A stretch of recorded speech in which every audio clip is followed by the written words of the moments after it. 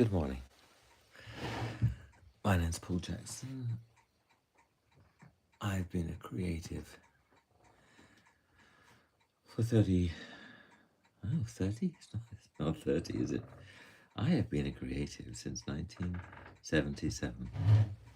Kind of crazy, in a way.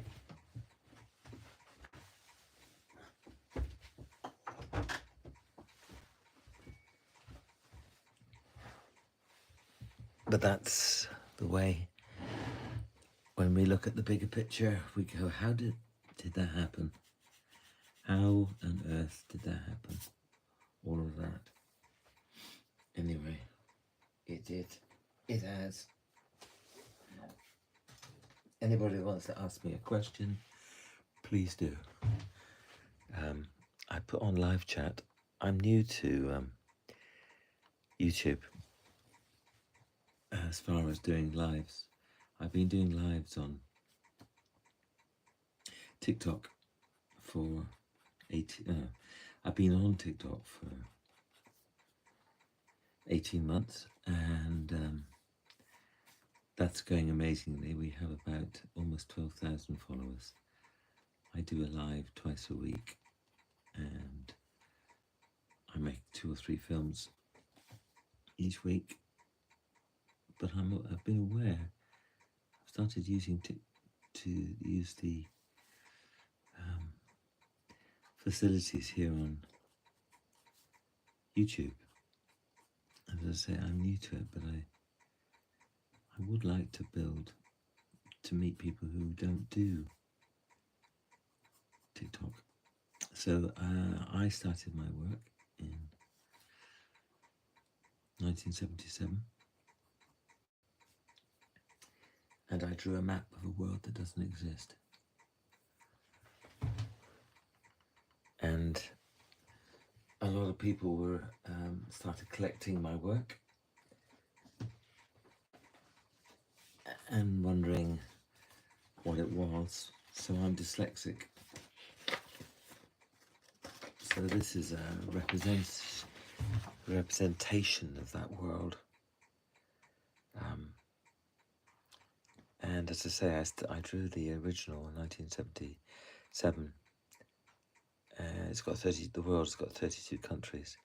But being dyslexic, I couldn't write about it, so I sculpted it in porcelain. And now, almost 50 years later, I'm writing 9 books about it and illustrating those books, and they're going around the world. So one of the new characters in my world are Boffins.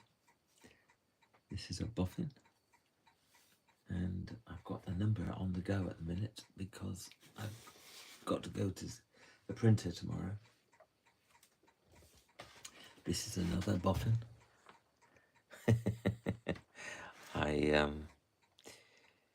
Yeah, it's something. Hi, Demarian. It's a very unusual name. I wonder where you're from to have such an intriguing, unusual name. Anyway, I create worlds. The world is called Elsewhere, and I've been doing that for a very long time. 50 years, as I've said, and the rest. Some of the world is very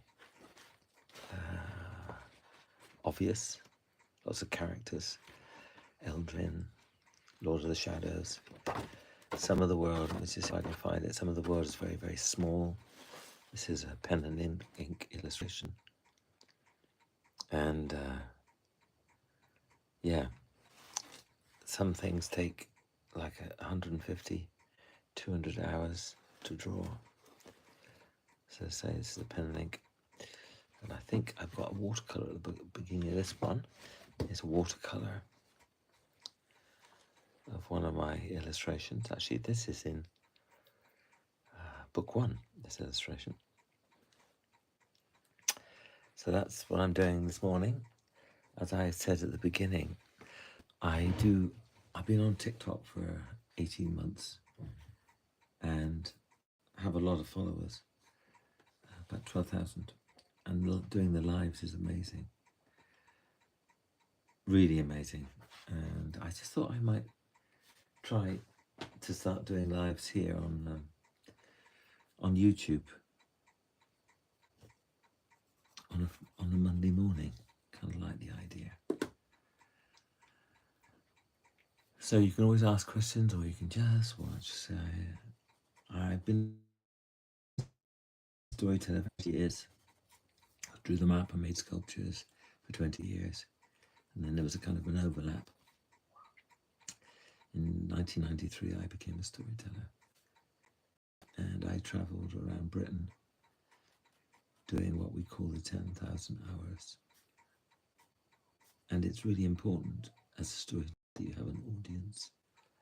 Stories begin to grow, they develop, they eventually become your stories in a way, so that when you go and do a performance or you go into a school, you bring everything of the story with you. As you tell the story, the mountain appears in a way, a bridge, a woman, a dragon, whatever it might be. And those things begin to become real in the stories. And of course, as an illustrator, drawer, artist, these things become real on the page for me. So here's another one. And these things just grow as I make and draw dragons. Is another one of my dragons. And it just depends what I'm doing. So if I'm being a storyteller, possible to block all nigs on YouTube in general. I don't know what that means. Sorry. I have no idea what that means. I'm sorry. Hopefully somebody does. Niggles on YouTube. Anyway, I make porcelain dragons and things. Obviously, I draw them and I create books. In fact, the latest thing is going to be on November the 8th. That's what's happening. On November the 8th, I'll be performing stories from 3 books over here in England, in Norfolk. Anyway, today I'm doing live drawing and telling stories, which is what I do on TikTok.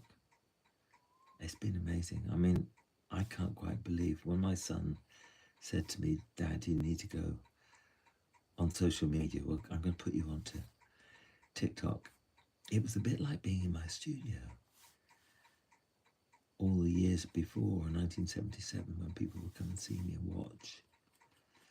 And recently I was in London, had a big book fair, and I would just sit in a cafe, for instance, somewhere casual,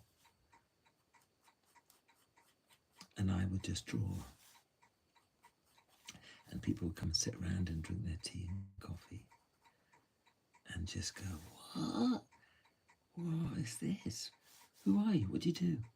So I'd explain that I've been doing a legacy project and an artist for 50 years and a legacy project now for 20 years, which is basically the legacy project itself is to create 9 books.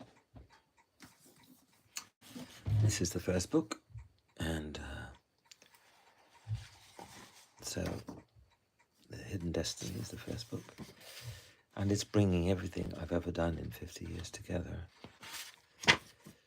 into a huge narrative, 3 trilogies. What have I got in here? Yeah, lots and lots of illustrations that I've done. Check it out, it's elsewhere. It's Grum, General Grum. Anyway, yeah, check it out. Actually, before I put that book down, this illustration I painted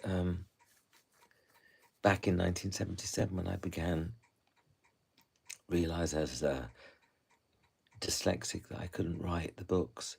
but I could sculpt them and I could paint them. So this was one of the first 4 illustrations that I did. So this is Mrs. MacThaggan, the hat maker of Ibble Green. She's in book 5. And I do need to get her finished because she's got to go in the gallery. One of the amazing things about the world are things like creation stories. How did that come into being? And as a traveling storyteller with musical instruments, traveling through China and France and Britain, Scotland, Ireland, Wales, I found there was a sense of wonder about creation stories and how things come into being. There's a lovely story from Scandinavia about a bird. And the bird is flying across the sky. As it's flying, it's looking for somewhere. And there is no thing. There is nothing. And it flies and it flies. And then it sees beneath it a great ocean. In the ocean lives the mother of water, a goddess. The bird continues to fly across this ocean, flying, and there is no time passing. The bird just continues to fly until the bird realizes that it needs to lay eggs, that it is carrying children inside of it. As the bird is flying, it looks down and all it can see are the waves, the great vast spread of water. The bird needs somewhere and cannot land amongst the waves, though it tries to. It flies up again and starts to cry out. It opens its great golden beak and it cries out. The mother of water, the goddess, hears this sound, a woman to a woman, female to female, and understands. The goddess is huge, and she looks up and sees the shadow of the bird way above and decides to help. She bends her knee, she sits down on the bottom of the ocean and she bends her knee. And when she does, her knee goes upwards through the water until it breaks the surface of the ocean. And when that happens, the waves splash against her knee as if her knee is an island. So big it is. The bird sees the island and flies down and lands on it.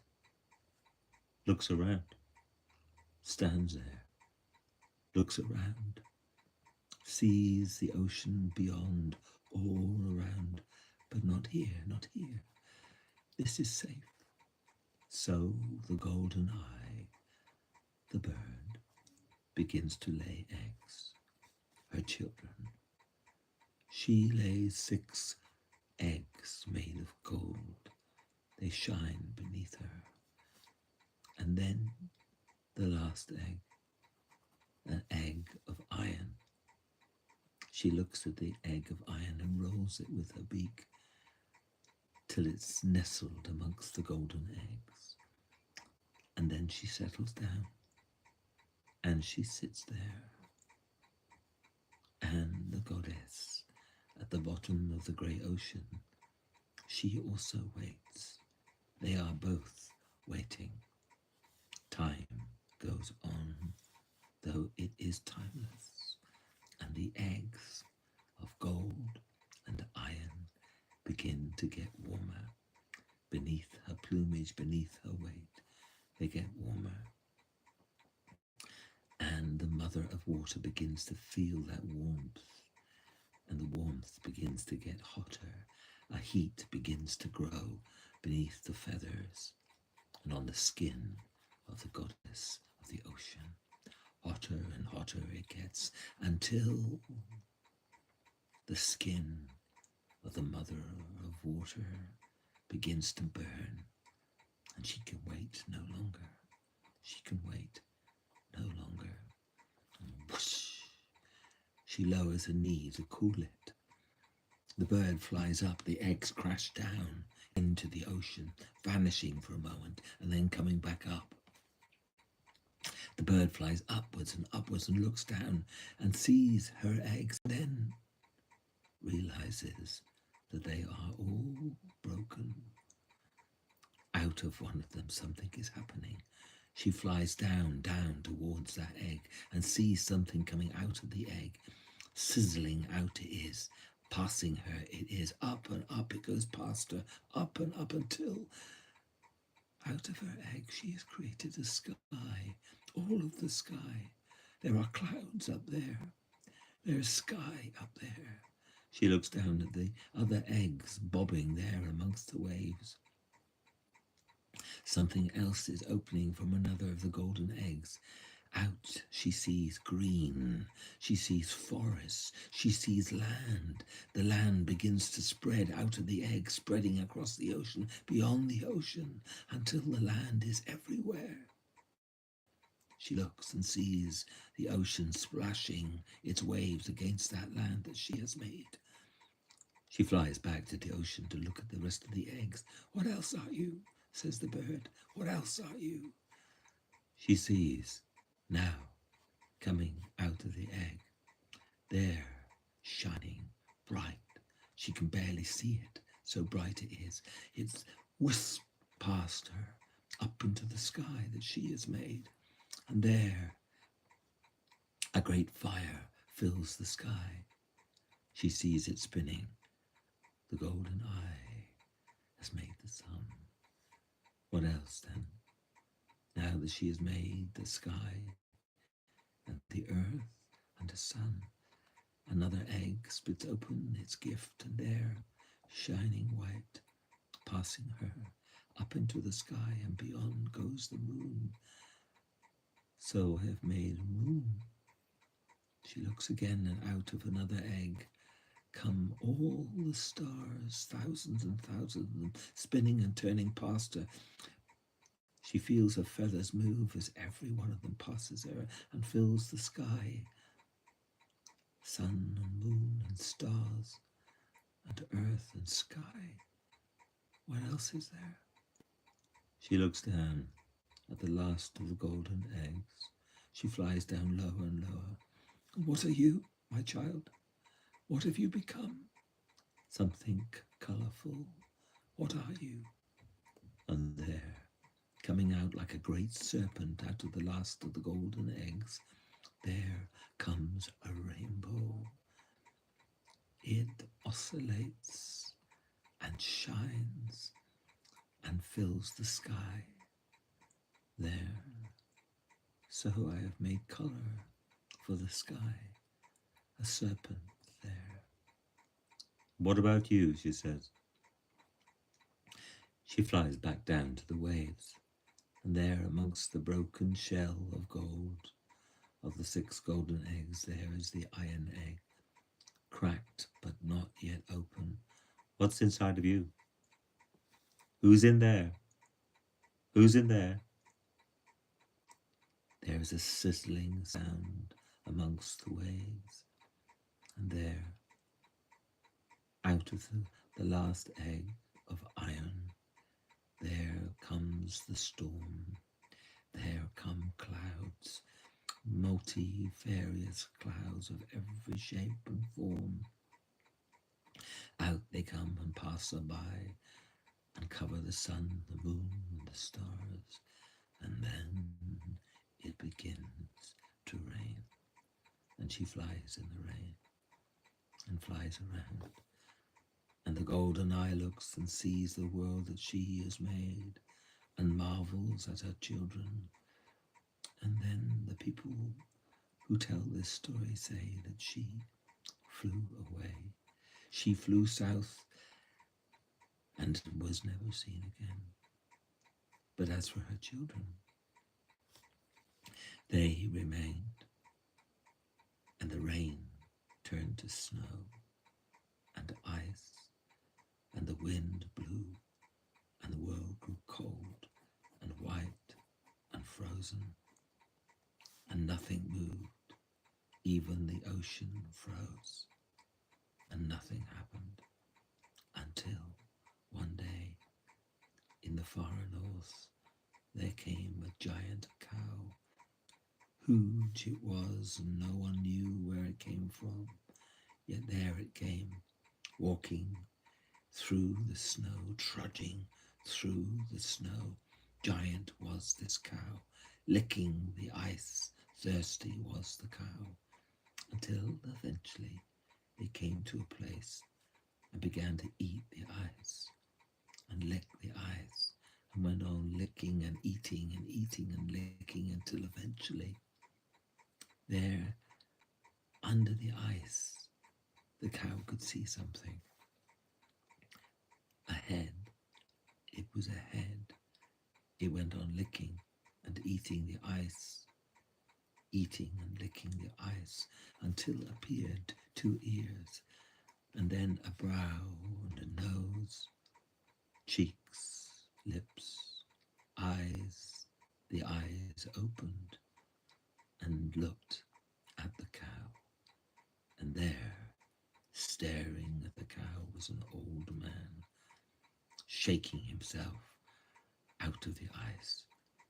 He stood and he looked down at the cow, for he was mighty big, and here stood Odin, All-Father of the gods, and beside him he watched the cow licking the top of another head, and there in the ice came Thor, and came one after another the gods of the people, until eventually there were many, and there at the feet of Odin was Lífræðir, life and longs for life, husband and wife, and they looked up at the gods, and forevermore they saw this world as a new world that they had come into, and all of them travelled south, and the world had begun. That is, until Ragnarok, and that which would come to an end. And when it did end, when the war between the gods and the giants finally ended, the first of the gods to return was the beautiful, the very beautiful Balder, loved, beloved by animals and birds and nature alike. And there began a new beginning. And what happened next is another story for another time. There. Hi, Oscar.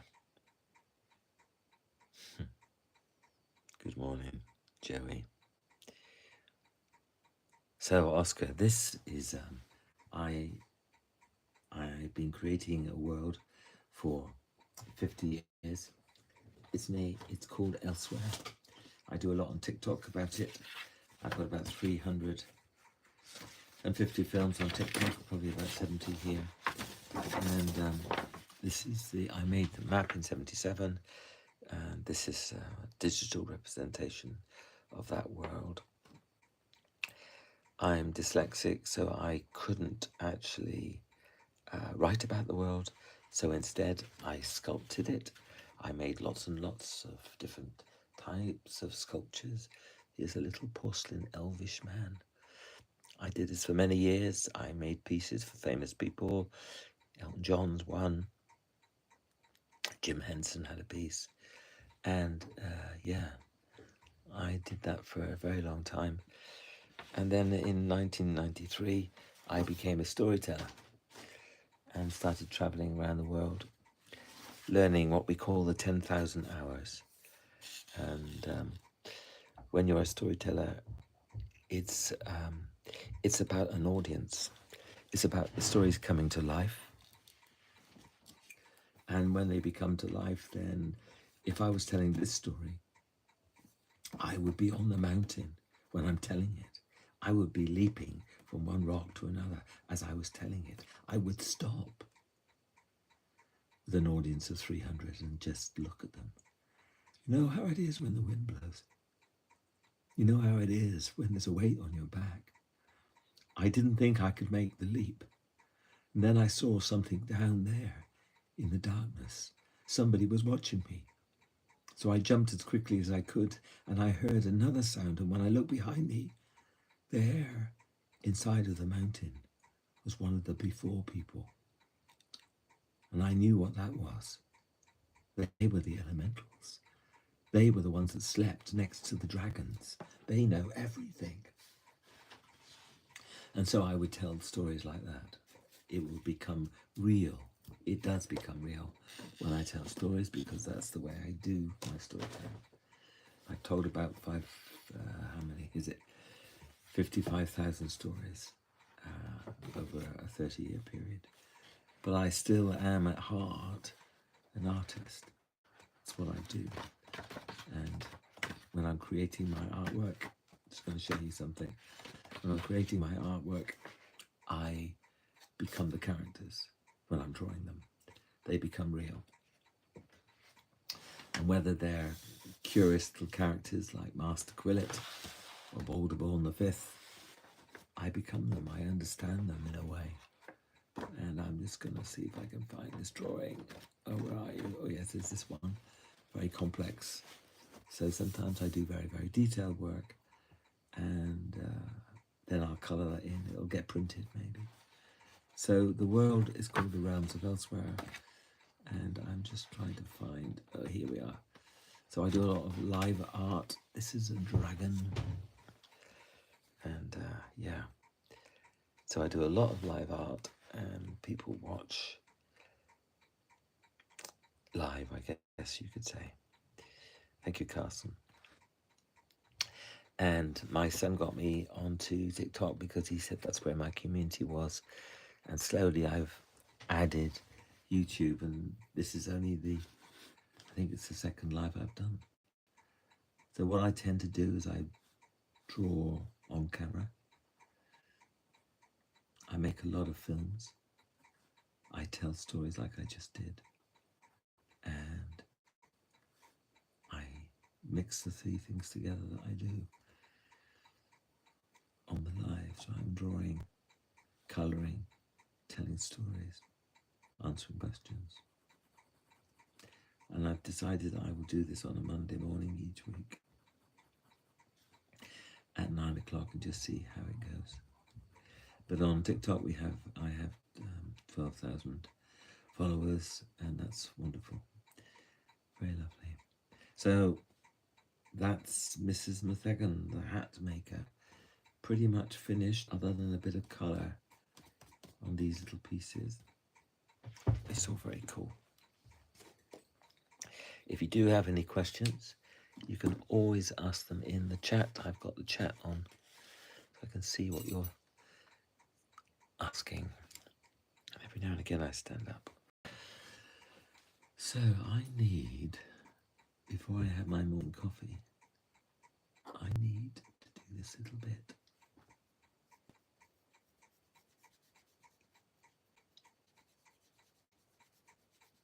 And I have a lot of old-fashioned clocks.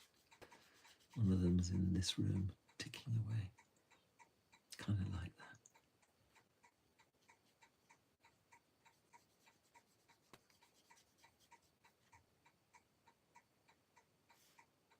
So I'm about creating a quiet space. And, oh, there goes my clock. I'll probably make a film from this footage if there is any footage. I do it on TikTok. give me footage.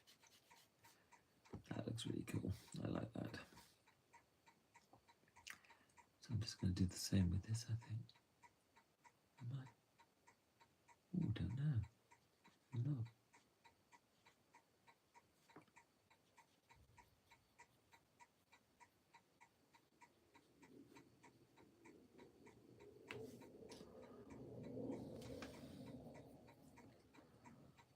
Yeah.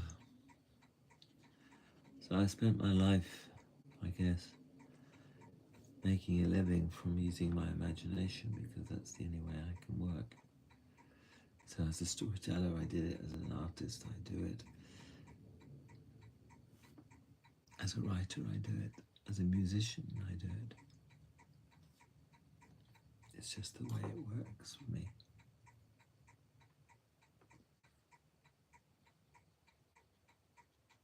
Just the way it works.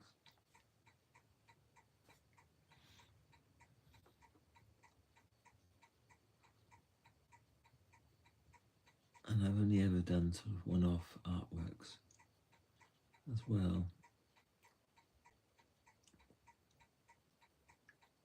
Apart from when I did teddy bears. If anybody out there ever remembers Oscar Betty, do let me know. I would love to know, actually. Yeah.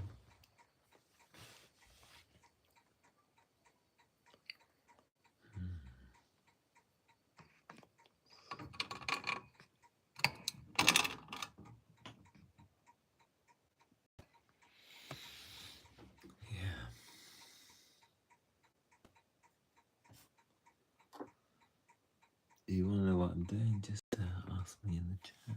It's fine.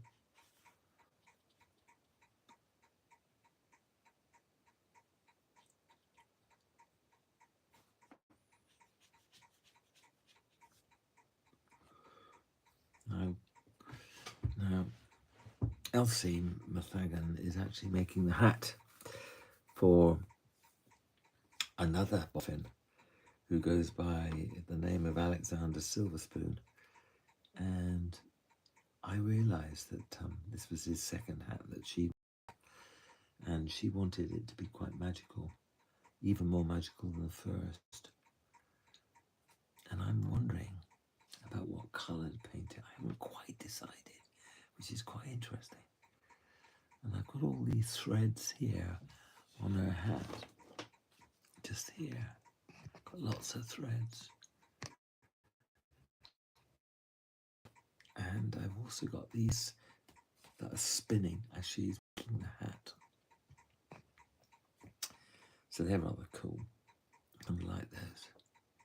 So I'm going to try something here that I hadn't expected to try.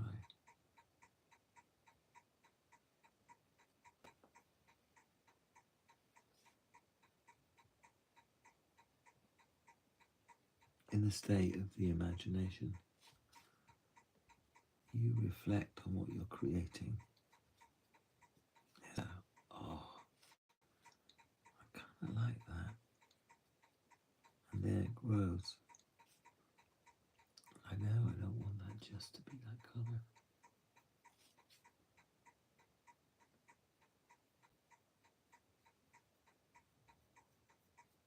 So I'm just going to put that in there.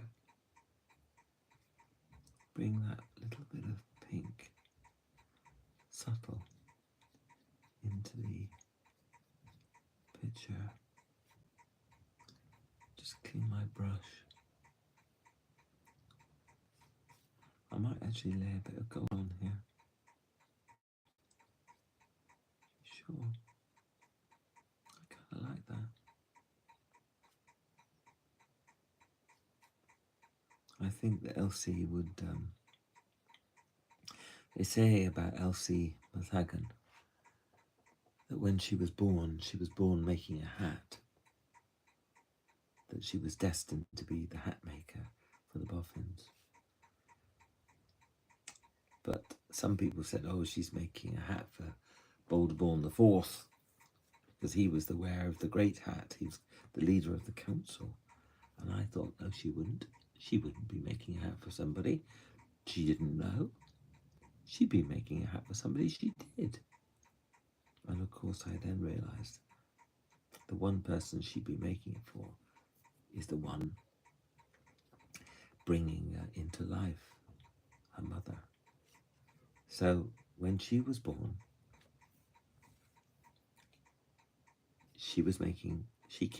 popped out into the world, making a hat for her mother as a gift. And she's been making hats ever since. And I like that. So she became the great expert of Ibble Green, which is in the Withycombes. You can check out my videos. There's lots of information about my world that I make things for. That looks really cool. I kind of like that. So I have a feeling that if I do something slightly different over here, that it might pay me an idea about the hat she's making. Orange and yellow, yellow and orange, a bit like life. Yellow and orange, that thing that you get last thing at night and first thing in the morning, sunrise and sunset, the sound of birds settling.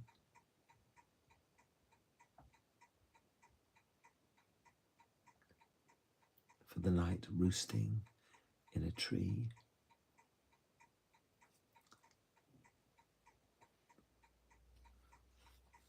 So yellow, orange, red. The threads of the beginning and the end of the day. Ooh, it's a nice idea.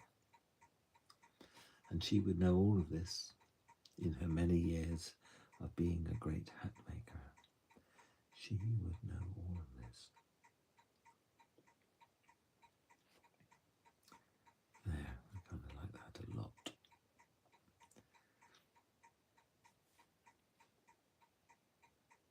So these are watercolours that I'm putting in over the pen and ink drawing. The pen and ink are waterproof, so they don't bleed at all when I put water or paint on top. And of course I want something translucent so that I can still see the work underneath. Ah, that's really nice. Wow. Yeah, that's cool. Yeah. That looks really interesting. So if that one's yellow and that one is blue and pink, I wonder what her favourite colours are.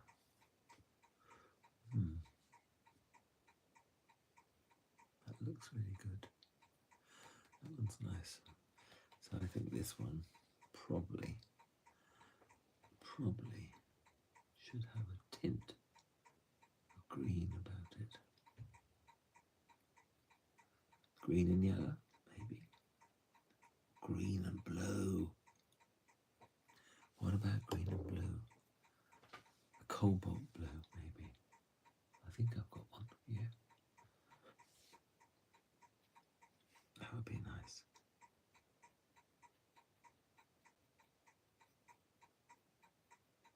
Yeah. That's nice. Just got to make sure that the brush stays nice and clean for these two. Otherwise I won't get anything distinct.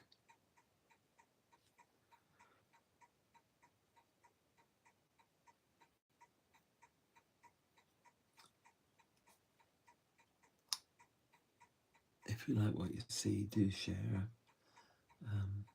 with others. I'm going to be doing these on a Monday morning, as long as I can, here on YouTube. This is totally new. Yeah. This crazy imagination I have as a 72-year-old man who just never stops painting, writing and storytelling.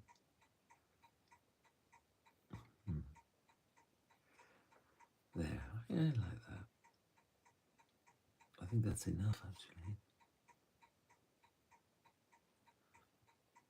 When you're telling stories with an audience, everything's very, very live and exciting. You've not planned anything other than the fact that you bring with you some stories in your head that you kind of like to tell. I have a kora, an African harp. I sit down. The audience come in. I'm usually playing when they come in. That confuses them. And then I look at them and I think, oh, shall I tell them the story about the girl with a chair on her back? Shall I tell them about the hunter who murdered a king and stole the magical veil?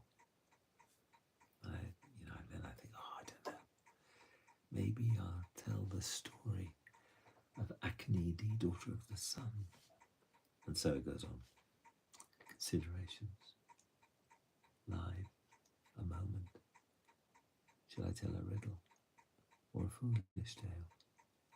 Or something dark and settling? Just depends.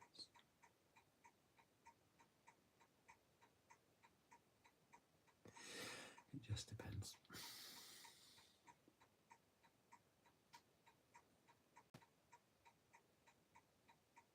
But one of the wonderful things about telling stories is the sense of anticipation that fills the room,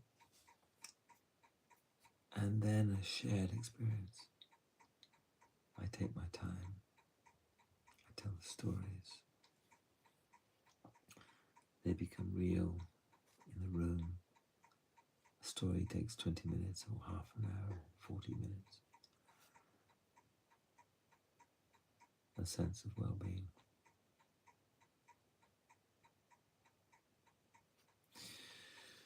Yeah. So there we are.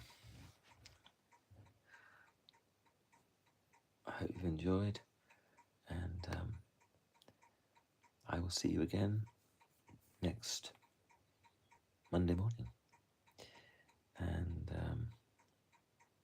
yeah, until then, may you have a good day.